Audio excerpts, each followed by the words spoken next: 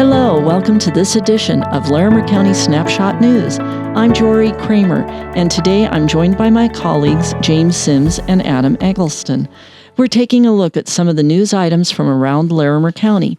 Our goal is to provide you with a snapshot of hyperlocal news, things that are important and that affect us all, but that you may not have seen in other news sources. James will be talking about mental health in an upcoming episode of ours, so he'll be joining us later today when we go to our opinion segment. And Adam, what are you up to? Thanks so much, Troy. It's been a lot. It's a lot going on. Today's a big day. We're recording on October 11th, so. Thank you. So, yes, as of October 11th, the ballots are being mailed. So start to look for them coming in the mail next week. And if you like to track your ballot, you can go to govotecolorado.gov, and it will let you know, track it to your doorstep, and then you could probably track it all the way to the ballot box. And beyond that. I've also been following a lot. It seems like a lot of the municipalities around the county is kind of a little bit quieter right now, I think, preparing for the election. But I have been following some things up in Wellington that I think are some interesting and good news topics. They did approve fee schedules, and kind of a good news, they're providing a 20% discount for veterans for their cemetery and burial sites. So that's kind of a nice thing. That's really a nice tribute. The Board of Trustees voted on. So that was kind of a nice kind of part of what's happening in Wellington. They are doing their budget right now. They are looking at a reduction of maybe 20. They're only pacing for 28% of their budgeted projections for this year, so their revenue's coming in pretty low. But they are still moving ahead with applying for a $2 million grant to help part fund the design of an overpass improvement for Wellington, and so over I-25. Over I-25, because that's a big bottleneck for them, and so that's kind of they're moving ahead with that, which is smart, because the town, I think, needs that quite a bit. And then some more good news. They had an update from their library, and they've had 27,560 books checked out of the Wellington Library. Say that again? They've had over 27,000 books checked out or renewed through the Wellington Library.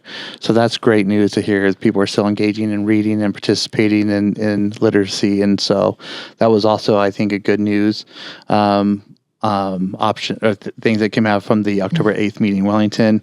And then I find an interesting part of the last week's meeting is through September 30th, Wellington has only built or pulled 16 building permits for residential properties. 16. And that's comparative that in 2020, they pulled 272. So quite a bit down. So they're still trying to figure out their cadence and build and what the city's looking for. Yeah. But the Board of Trustees, I think, are doing a good job of managing the growth of Wellington as well as they can right now with the water issues. Did they say why they think there was such a drastic reduction in pulled permits? So they didn't discuss that directly. Viewing Wellington for some time, I would suspect that has something to do with the water challenges, with access to new water, but also ability to clean and process the used water. So I believe that's part of the reason. But we'll see. I'm sure we'll see that cadence move and change as rates changes and growth pattern changes over the next couple of years. They did also sign or approve MOU, Memorandum of Understanding, with DOLA, Department of Local Agencies, to continue their National Main Street program, which is considered one of the top tier Main Street programs in the area. Very good. Well, thank you, Adam, for that update on Wellington. Well, I've got quite a few things, so you're going to have to get used to hearing my voice. I enjoy it. Oh, you're so sweet. All right. Well, my first one I'm calling Smile, Larimer County. We're on candid cameras. So always fun. It is, yeah. I was not aware that there are cameras placed all around Larimer County until I was reading the Commissioner's Administrative Matters meeting minutes from October 8th, when they approved 4 new outdoor cameras to be placed around Larimer County. These cameras are going to be placed in a neighborhood near Dixon Cove, which is at the south end of Horsetooth Reservoir. Another camera is going up on the road to Pinewood Reservoir. Another one is in the mountains west of the south end of Horsetooth, if that makes any sense. And then there's one up on County Road 41, which is south of Highway 14 off of the Stove Prairie Road. Okay. So I was looking at those, and these were approved via the consent agenda. And Commissioner Kafalas at that meeting said something about, yes, we've already discussed the security concerns. And so, fortunately, the minutes referred to the August 12th meeting where they discussed this, because, and they had quite a vigorous discussion on it on August 12th. Commissioner Jody Shattuck McNally during the August meeting asked several questions about privacy, who will have access to the data, and how long the data will be kept. Kat Williams, Director of Government Development for Pano AI, which is the company that owns the cameras, answered the commissioner's questions by saying that the cameras are for wildfire awareness. She went on to state that while the camera's radius is about 10 miles, privacy concerns of existing homeowners and future homeowners will be ensured. Williams also noted that Pano AI keeps the data and the photos indefinitely to give the company data to train on. Part of the conditions for Pano AI to operate the cameras include that access to the collected data is restricted to the property owner, public utilities, fire districts, and public safety officials. So I went to the website, and I was surprised. I thought those were going to be the first 4. No, there are already 14, so that brings this total to 18 if I counted right. Are they all in the rural areas, or are they? No. The ones that are in the city are mostly at intersections. Okay. And on the website, you can actually see a live feed from some of the cameras. So anyway, if you want to check out where these cameras are, they have the locations of all of them on the website as well.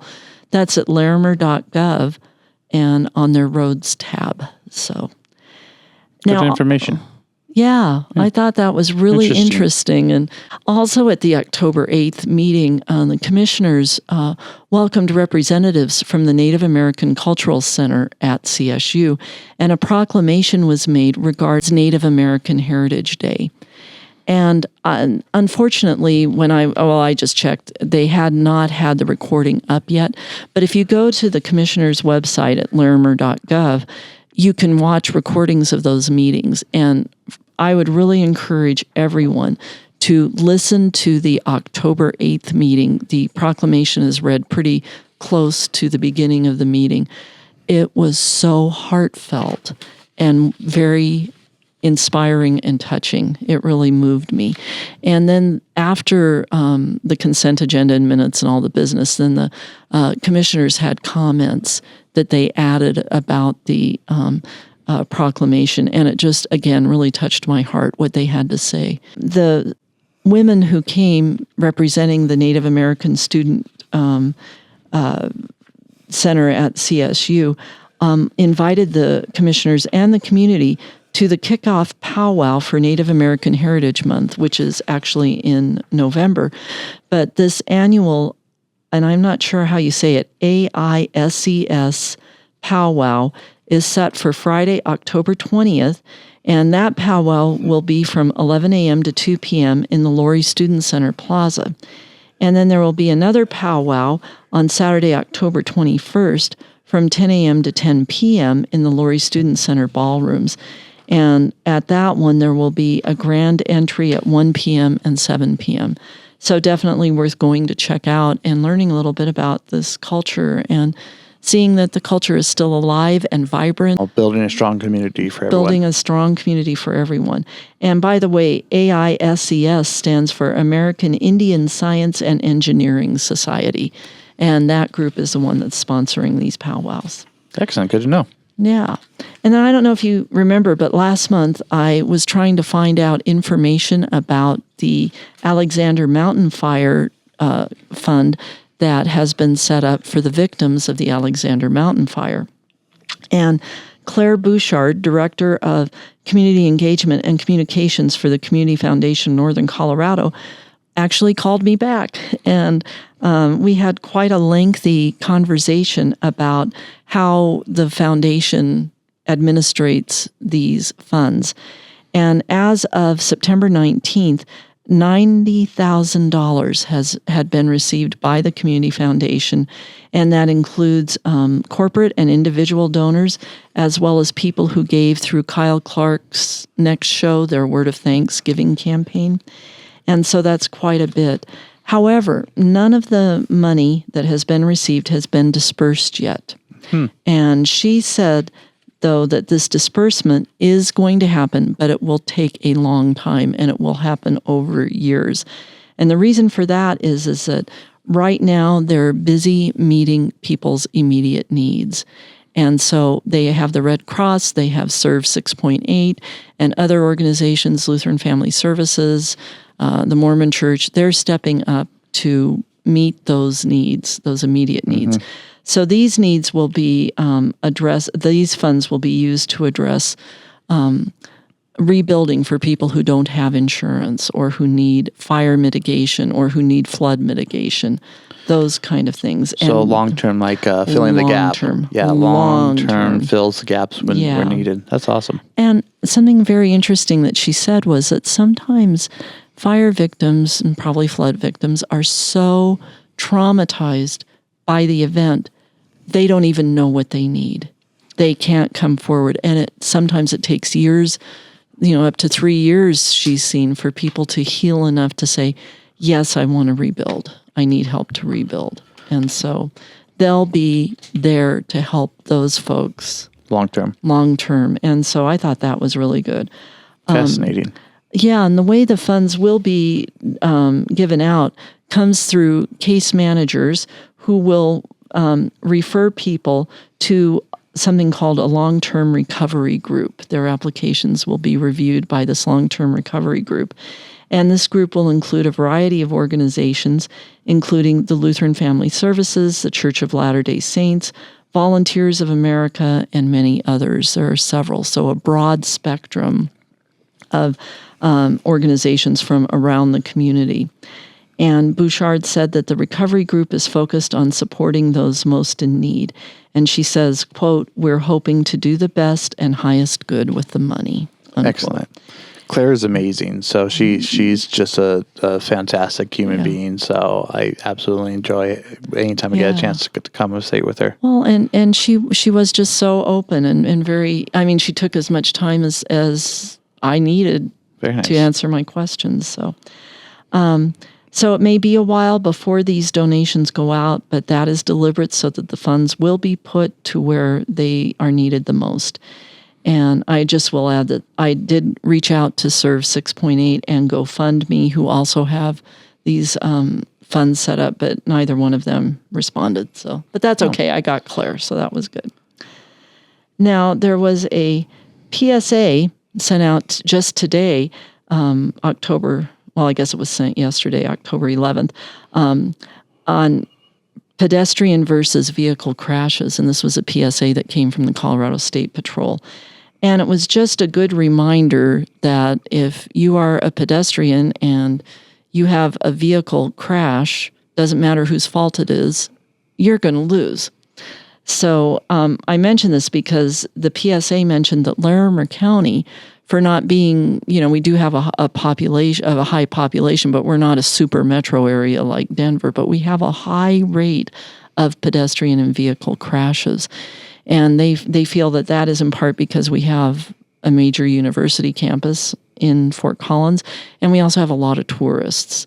So that kind of thing. So the PSA says that the peak season for pedestrian accidents are summer, which makes sense, and also autumn. So it's just a reminder that when you're walking, to bear in mind that the car, truck, motorcycle is bigger than you are, and you will lose no matter who causes the accident.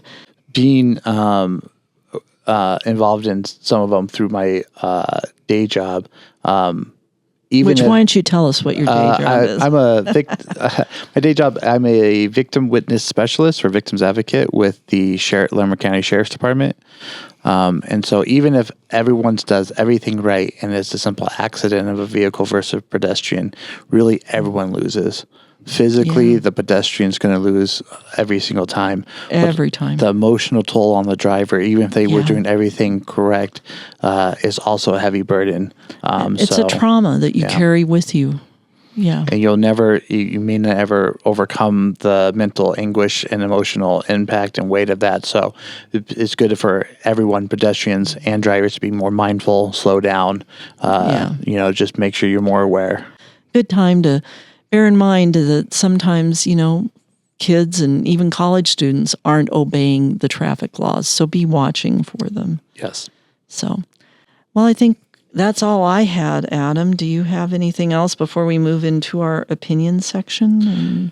No. Like I said at the onset, everything county-wise and municipality seems to be a little bit quieter, building up to getting set up for the election coming up in 3 weeks, something like that. 3.5 weeks. Yeah, it should be fun. Yep, and it's going to be. So when you get your ballots, and now I guess we'll say we're going into the opinion section, so I just need to give our little disclaimer that everything from that we offer as our opinion is that of the speaker. It is not necessarily reflective of FC Public Media nor the city of Fort Collins. So it's us. It's us on our own. It's us on our own. So, but anyway, my opinion on the ballot thing is don't mail it back, because there's been a lot of concern about delays in the post office. So Larimer County is rife with ballot drop-off boxes. And again, you can find where those are on the county clerk's website, her page at larimer.gov, and fill out your ballot. Go to vote411.org. You can find nonpartisan information that the candidates have uploaded themselves, and also information on the ballots, and then use your blue book with the judges, and fill out your ballot at home, and then take it either to a voting in person place where you can do that if that's what you want to do, or you can drop it in a drop box. And all those locations are on the county clerk's website. May I add on? No. Yes, of course it can. So I heard that this ballot going out is the longest ballot in the county's history. Wow. And so taking the time to fill it out and then drop it off at your home or wherever you're comfortable will give voters a chance as a voter to take the time on each ballot as you need and not get fatigued through a long ballot. Right. Yeah. And so you can take a night, a day, however long you need before you can drop, because you can drop it off at any of the ballot locations up to and including the election day of November 5th. November 5th by 7 p.m. And also, if you want to tune into the League of Women Voters is also hosting ballot issue forums. So they give nonpartisan information, pros and cons, and kind of explain if you vote yes on this issue, what does that mean? If you vote no on this issue, what does it mean? And so those, you can find out when those are by going to lwv-larimercounty.org, and there are going to be a few more in-person ballot issue presentations, but also there'll be a recording on the website of these ballot issue presentations. So between that and your blue book and the white book that came for the Fort Collins city residents, you should be good to go. There's a lot of good information out there. There is. However it's easiest for you as a voter to digest that information, please do, and make sure you vote. Amen. And a fun fact, a lot of the local issues the voters may not know has a certain time frame that when you vote, it has to be initiated and started. A project needs to be started. So if we vote on a project now, typically it's within 3 years that project needs to be started. So rather in some of the federal and the larger ballot issues may take decades, if not longer, to see any type of local connections, if you vote out a local issue, typically you'll see results within 2 or 3 years at the longest. So you see immediate reaction. So roads are important, and schools and everything of that nature. We see a very fast turnaround on those. So it's not like they'll just be collecting the tax for forever, and you won't see improvements in bridges and culverts and things like that. Exactly. So. A good example of bring James in is the Longview Behavioral Health Center. Yes. When that got their approval, they had to, I think, start construction on that within 2 years. And so it kind of puts an onus on to make sure that everything goes smoothly and goes efficiently. Mm-hmm. And so it's really nice whenever you see local issues. We voted in Longview, I think, in 2018, and by 2023, we had a facility. And so it's a very quick turnaround. It is. I was honored to attend the Mental Health and Substance Abuse Alliance of Northern Colorado strategic planning on Tuesday of yesterday, meeting very fascinating people and getting to understand exactly what's going on and what they are and how they're expanding with Longview. And our next podcast, I hope to have an interview with a member of that board by the name of Hannah Grooves, and she can explain more of what the mental health side is all about. I'm glad you brought up the fact that a lot of these projects seem you vote for them today and you don't see a turnaround for a couple of years.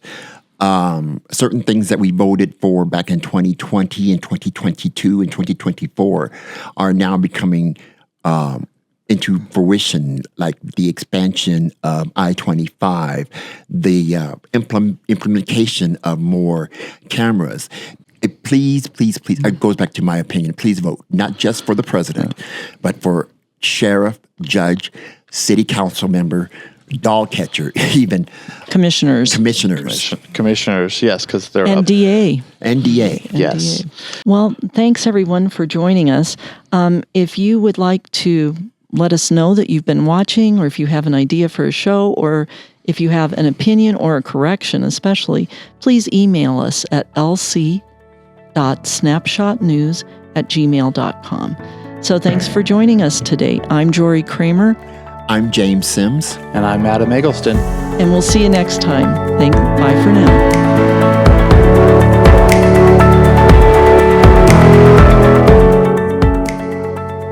Well, we've come to that point in the show where I like to call it our arts and culture segment, where we interview folks that are artistic. And this month we have an author with us.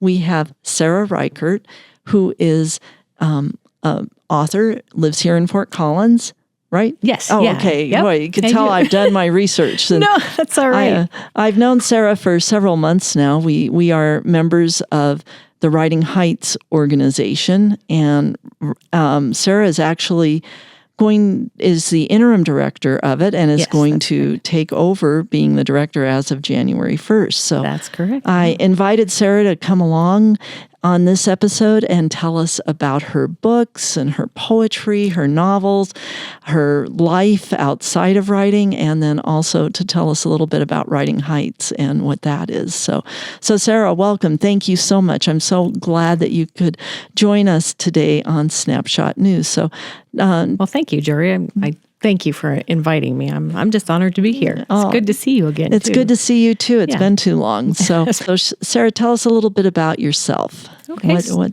Yeah. I've been writing for, I don't know, since I was in middle school probably. And those were terrible works, as they should be.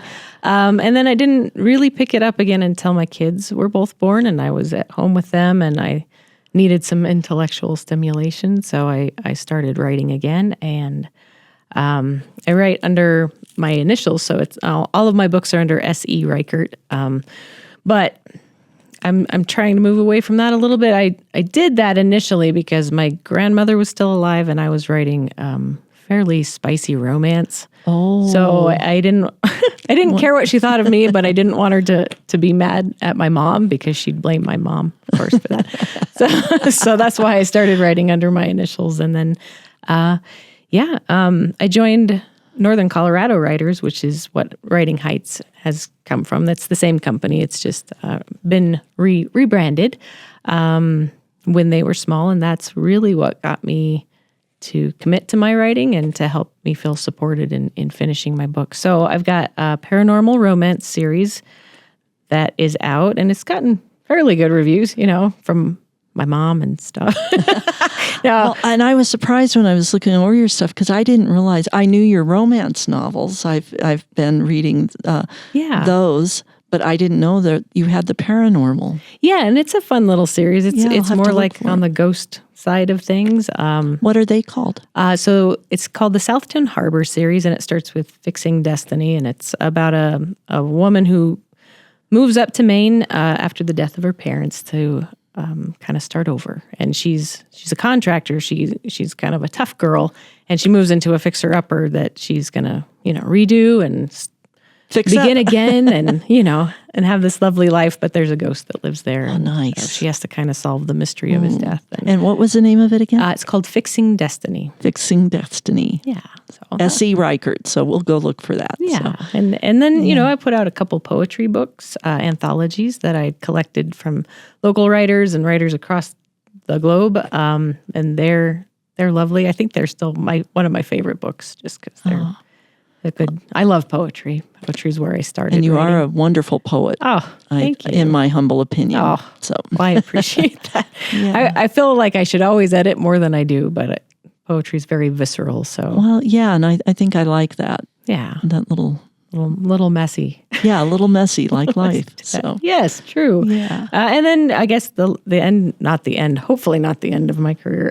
The last series I put out was last year. So, and that's another romance, but it's set in Wyoming where I'm. yeah, and I love that. I love those books. Oh, thank you. They're great. They were fun to write, and it was neat to kind of go back to my childhood and talk about the places and the landscapes that I grew up in. And So, Sarah, you mentioned children. How many do you have? I do. I have two teenage girls. They are 17 and 14 now. So Fun ages. They and I are- mean that sincerely. And I'm I glad do. that you say that. I before I agreed to take on the interim position, I teach the youth Yes. portion of Writing Heights, and so I get to work with teenagers, everybody from about middle school to till their last year in high school. And yeah, I really enjoy. I've enjoyed all the phases of motherhood. Not always in the middle of it. Any mom will tell you. I think there are yeah, days. there are days. Yeah. But overall, But it is, you're right. They're really coming into their own personhood. They're really, they're very smart. They see things, they understand things. I have a lot of hope, not just because of my own, but the kids that I get to work with in the youth program, which is a free program, by the way. And any teen, I think 12 to 18 can sign up for it. It's virtual. And we just talk about writing, and we work on our writing, and it's not like an English class. It's more fun. And it is. And then at the end of that, I don't know the end of it, but during that, they can publish in the anthology that Yes. you guys just put out. And yeah, during the Writing Heights conference last summer, we got to listen to these students reading their work. And they're just and like you fantastic. said, the hope that I heard and the talent that I heard was really fun. I know. I get a little teary when I think about it because Yeah. it's just a great community of kids. And I think if more people could see that side of the teenagers in this era, I think that they would give them more credit because they're pretty wonderful. I agree. Yeah. I agree. I'm very pleased that Writing Heights puts emphasis on the teens and the middle schoolers and bringing them We need along. that more than ever. We spoke Yes. briefly about AI, and we won't get into it because Jory and I will go off for hours. Yeah, you don't want us to. we don't have hours to talk about AI, but I think anytime you mention AI to a writer, Right. Oof. and then I get into the civil rights aspect of Yes. AI, but I'm getting off on the rails. Right. Sorry, But just to touch on that, I think that it's important that kids nowadays are actually writing their own stuff, and they want to write their own stuff, and they want their own ideas, and they don't want a machine thinking for them or to steal from another artist. So I have really enjoyed my time in Writing Heights, and the community that I've found there, I've really made some deep friends. Oh, good. And really made a couple of connections that just have been so meaningful to me and have been so helpful in my writing journey. Yeah, I love that it's sort of close-knit. We only have about, I think, 190 members, and they're not all active. They're not all even in the state. We have some people, outside of the state. But everybody that I've met has been interested in being open about their writing, sharing with other writers, being helpful in what they've learned. And so Writing Heights is this unique little opportunity where it's pretty close-knit, but it has a good reach. I think all along the Front Range, I've met authors that are in it. And yeah, I'm glad that you found it helpful. I'm going to have to pick your brain about like what you like most about it, or what has been the most helpful. Well, I think for me, what's been the most helpful is, I guess, the community, and just those connections, and and the workshops that have been offered, the classes. They're great classes. They do some good stuff. And I don't know if the membership tiers are going to change or the benefits. Right. Well, but being able to go to those classes for free as a member has been very helpful. I think it's incredibly useful. And they try to, I'm not taking credit for it, but they try to, because it's a whole team of us that work on it. And I probably do the least, but they try to get in a variety. And I love that the community is the reason that it works. Yes. I won't be taking over, obviously, till January, but I think our focus going forward is definitely to keep that community and to really focus on it, because writing is hard. It's tough. It's tough to... It's tough on so many levels. It's tough to balance out, like how much time to devote to it, and how do you get your voice out into the world and keep it authentic. And anytime you write anything, it's like having kids. It's a little piece of your soul, and knowing who you can trust it with. And often writers, not always, but often writers are compassionate and empathetic towards that, because they understand. They really do. Yeah. How much it takes to say, "Oh, look at what I made. Can you take a look at it?" And not, and not eviscerate me, and help it, but not eviscerate me. That's a perfect word. Yeah. Well, it really, because that's what it feels like when you're getting taken apart piece by piece. Yeah. And yes. Or critique is tough, and it can kill a lot of people's hope and enthusiasm for it. So I felt the classes looked at the whole aspect of being a writer. Right. It's a big spectrum. And so, you can, for people that are just starting out, there's a lot of basic. And then for people that are like me, maybe where we've had the basic, but now it's just implementing it. Right. That, okay, now we need to know a little bit more. Some of us, especially parents, are working long hours. I think that Writing Heights does a great job at trying to balance out that, here's a class on dialogue if you're suffering there, but here's also how to market your Here's how to market or query your first publication or whatnot. Right. So, and that kind of knowledge is just invaluable. It is. Hearing that. And if you decide to go the self-publishing route, Writing Heights has had lots of good information on that. And the marketing, I've been part of the marketing group, and that's really helped. Yeah, it's a different world than writers used to have. Not everybody gets picked up by Big Five, and even less so now. So being able to build a presence in the current, and how to engage with that public, which is hard, because going back to us all being introverts, we're like, oh man, I don't want to talk to people. It's easier online sometimes. So Writing Heights can help us overcome those kind of things. Yeah, and I've even seen a couple classes they hosted about public speaking and how to, give a speech or give a reading, which is something that you'll have to eventually think about. And there was how to be interviewed and things like that. Which I bet you're wishing I had that. No. And you're probably wishing I had done the class on how to interview. So I think we make a good pair. We do. We make a good team. You could tell Sarah and I have good senses of humor. Yes. We tease each other a lot. So if somebody wanted to find out more about Writing Heights, can anybody join, or do you have to be a published author? Anyone can join, which is another thing I love. I don't know much about different organizations. I know they're evolving as the world evolves, but Writing Heights and Northern Colorado Writers have always been open to anyone interested in writing. Yeah, so even if writing isn't you don't want us to have a paid career in it. You don't want to become the next Stephen King. Maybe you just want to finish your memoir, or you want to help your aging parents, with a book of stories, or maybe, you want to write a kid's book, or you just enjoy doing poetry for fun. There's so many ways to write and to create in the literary sense. Yeah. And I think we try to cater to all of that. And we have different levels. So, if you don't have a lot of cash, then that's okay. Or we're not trying to close anybody out. We do have costs, running the website and paying for Zoom classes and all these things and sometimes the instructors need a stipend. Yeah, we try to pay all of our instructors, and we try to pay our team. So it's kind of a break-even game, which is okay. I don't think anybody in the organization does it for profit. We're here to help other writers, and because we're all writers or editors ourselves. And wherever you are on that journey, and for whatever reason, you are a writer, and that's what I felt very affirmed about with Writing Heights is you are a writer. Yeah, there is not we don't have a special member's jacket, or we could get some. That'd be cool. But everybody would get one. I mean, that's right. And there's if you write, you're a writer. If you write, you're a writer. Yeah, so how do we find out about Writing Heights? So Writing Heights, our website's www.writingheightsallowcaps.com, I believe.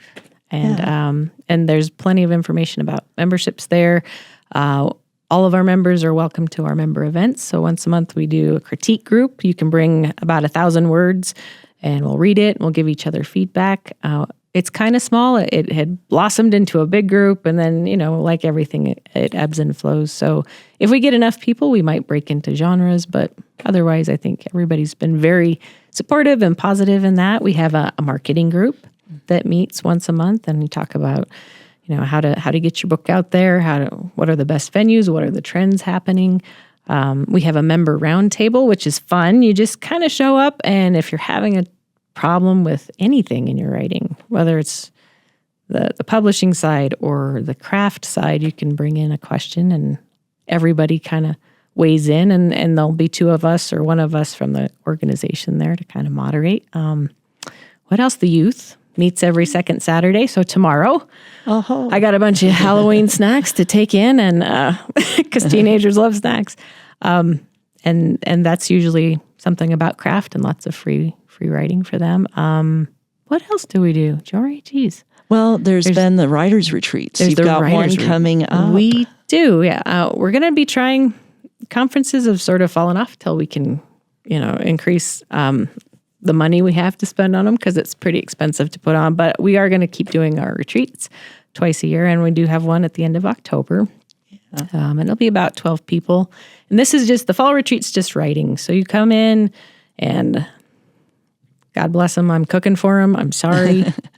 Oh, bless your heart for doing that. So they can just come into this nice little cabin. It's away from the noise and the busyness of their lives, and just focus on their writing. And then I feed them, and hopefully nobody gets sick. Oh, they won't. They'll be great. And we all share bathrooms correctly and nicely. And then, you get a big chunk of your work done, and hopefully leave inspired. And then our May retreat, which we might do a couple of weeks later. We'll see. It might not hurt. Then we can go outside. Although it is Colorado and the Rockies, right, so it's like, it could snow in June. You never know. That's the adventure of it. And then that one, I think we'll keep having some classes with it. And we did readings, which was super fun. The readings were great. The classes were great. And And that's really where I felt like, boy, I could be earning my MFA because we really talked a lot about endings. Yes, that And was a I great thought, presentation by Tracy Jones. We don't really think about it I don't know. I probably should think more about it. When I write a book, it's, I'm a pantser, so I just sort of write it. I was going to ask, do you plan it or do you just dream it as it comes out? Yeah, I used to pants completely. And then after about 4 or 5 novels that just, I pantsed myself into a corner. Like there was no place to go. Then I decided maybe I'll do a loose outline. So I'll start off writing kind of free. And then after I've got about 20 or 40 pages, I will do a little outline so that I have a direction to go to. But that way my creativity doesn't get bogged down by too much planning. That's just how my brain works. That's not right there's or no wrong. one way to do it. Yes. No matter how many books you may read who say, oh, here it is. This is the lay right it out one. There is no one way. You got to find the way that works for you. That's right, because everybody's brain's a little bit different. And it'll probably be a hybrid of about 1,000 different ways. That's right. And the more you write, the more you learn about yourself. Right. And it gets more efficient each time. So hopefully. It definitely does. It definitely does. Yeah. So, well, Sarah, I always close my interviews by asking what's one question that I haven't asked or that an interviewer never asks you that you wish people would ask. And if you don't have anything, that's fine too. But nobody ever asked me about my dog. Oh, Sarah, do you have a dog? I do have a dog. What's the dog's name? Her name's River, and she's a rescue pit bull.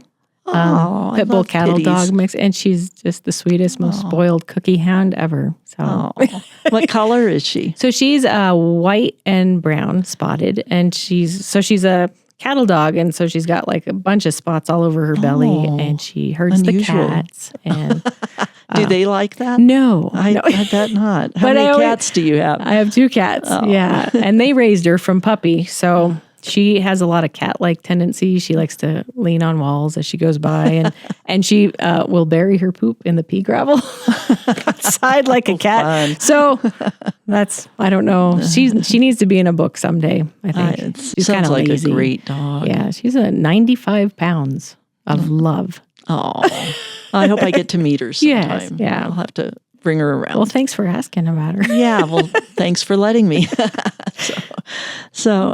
Well, we do hope that folks will join us at Riding Heights. Yes, I do too. Yeah, it's an exciting era. I think this is a great time for. I talked a little bit about this at BookFest a couple years ago about everybody's voice matters, especially in our current, state. That we get empathy and compassion towards each other when we learn about each other, and if we're not writing our stories and being true to ourselves and getting it out there, then we can't learn as well from each other. So. Riding Heights is a beautiful place to explore that and to be supported for that. And and it's very affordable. So we hope you'll check out the website. Yeah, this is an do. unabashed plug for it. Oh man, I appreciate that. Well, you can do an unabashed plug for Snapshot News. I would love to. There you go. We keep working together with these community things. And FC Public Media. So FC Public Media. Yes, keep Which listening to I them. need to thank FC Public Media for the use of their beautiful podcast facilities It's and lovely equipment. in here. Yeah. It is. And it'll be even better when we get our podcast studio done. Yes. So I look forward to that. yeah. Well, and thank you, Sarah, for joining us again. Thanks for having me. It was so much fun and good to see you. Good to see you too. And we'll talk more later. All right. Sounds good. Thank you. Thanks for listening, everyone.